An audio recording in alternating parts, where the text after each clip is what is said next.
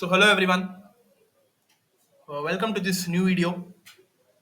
So in the previous videos we have discussed a lot of some logic design circuits. Till now we have gone with the complementary CMOS logic circuit, pseudo NMOS logic, then dynamic CMOS logic, and in the previous video we have discussed with the clocked CMOS logic, right? So now we have one more kind of circuit that is called as cascaded voltage switch logic circuit. Okay, cascaded voltage switch logic. In short, it is called as CVSL. Okay, the cascade voltage switch logic that is called as CVSL is a differential CMOS logic style that utilizes both true and complement input signal for the computation. Okay, that is the complementary signals and the original signals are computed together, and the output is fetched between the two gate terminals. Okay, so this is one difference for the cascaded voltage switch logic. Unlike conventional static CMOS logic circuits, CVSL relies on two complementary NMOS switching networks combined with the cross-coupled PMOS transistors. Okay, here the PMOS transistors are cross-coupled for a positive feedback. So its main thing is that the positive feedback the main functioning of the CVSL is positive feedback should be fetched in order to have the sync between the complementary and the true signal. So that's why the circuit consists of two cross-coupled PMOS transistors. Okay, so see, this is the structure, guys. This is the circuit diagram. So you see here, we have two parallelly connected PMOS transistors which are cross coupled. How this is cross coupled? You see here, this one gate terminal of this one PMOS transistor is given to the drain terminal of the other PMOS transistor here, and from this point the output is fetched here. See, in the same way, this PMOS transistor is given to the drain terminal of the other PMOS transistor, okay, and the output is fetched, and that output is called as F and F bar simultaneously, okay. Since they are cross coupled, so the output would be complement of each other. So you see here, from this point we would be taking the true inputs, and these two are the combination of NMOS logic, okay. In the both the sides the NMOS logic is applied, and here you see the example they have taken the same, that is the same expression, that is AB plus C into D plus E, and in both the sides we have used the NMOS transistors only, okay, but the inputs are the complement of each other, right? So that's why you see here, this is just the same as the PMOS connection, but we are using only the NMOS transistors because the inputs are complemented. So that's why it is similar to that of the PMOS network only, but the inputs are complemented. So that's why in this case, if it is series, here it would be connected parallel, okay.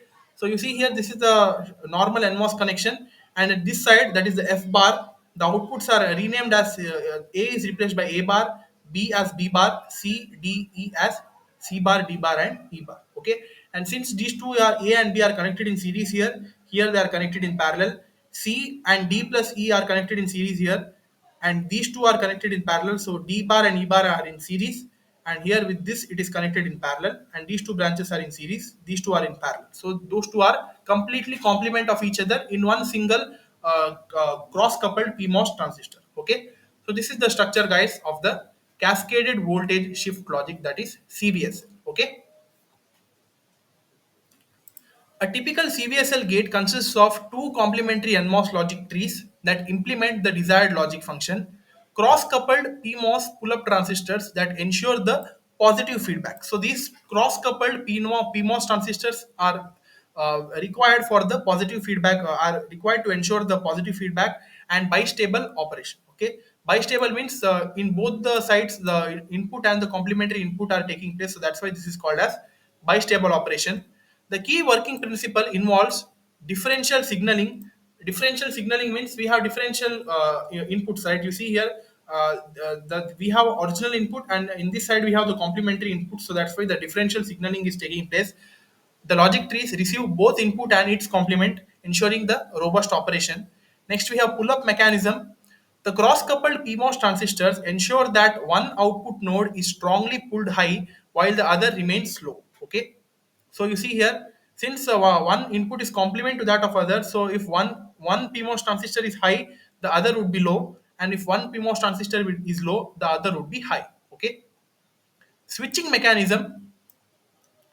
When the inputs change, one of the NMOS logic trees will conduct, forcing one node to be pulled low while the other remains high. resulting in a strong logic transition. The logic transition would be taking place due to the switching mechanism. So this is intended with the purpose of conducting the switching mechanism only, since the input is a complement of the other input. So that's why the switching mechanism would be a key principle. Okay. Next is advantages. Advantages of CVSL. First is strong signal integrity. Okay.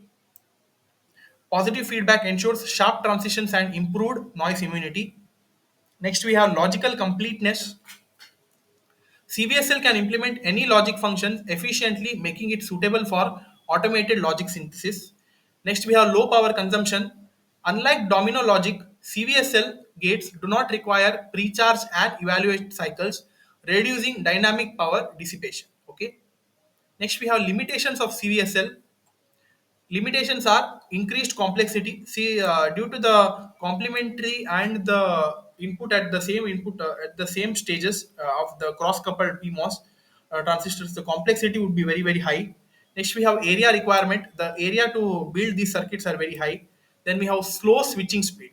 The switching speed is slow due to the higher number of transistors. For example, if we have a big expression, logic expression, we have more number of transistors for that. So that's why, due to the transistor use is very high, so that's why the switching speed would be very low. Okay.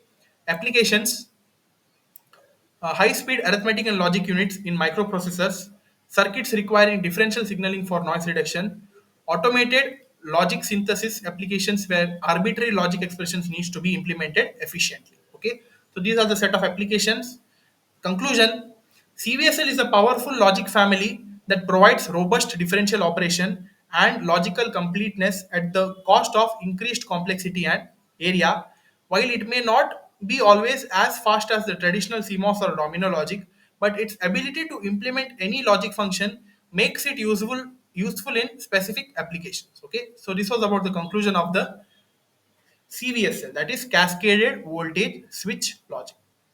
So hope this is clear. So that's all for the video, guys. So this was about the CVSL logic. I hope you understood it. Please stay tuned for the upcoming videos as well. Like, share, subscribe to our channel. Keep supporting. Thank you.